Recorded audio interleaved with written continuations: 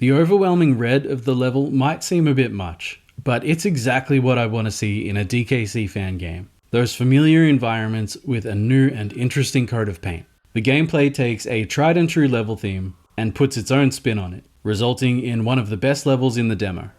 This is part 9 of Overthinking Donkey Kong Country 4.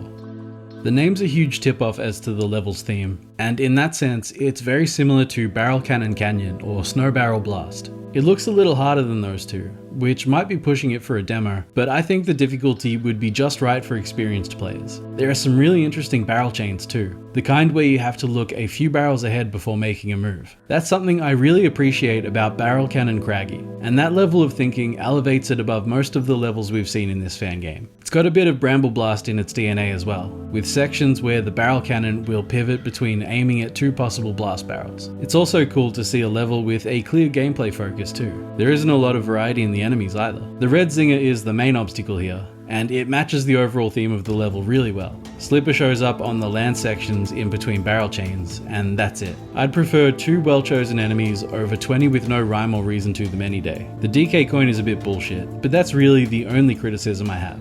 At least some thought was put into it, right?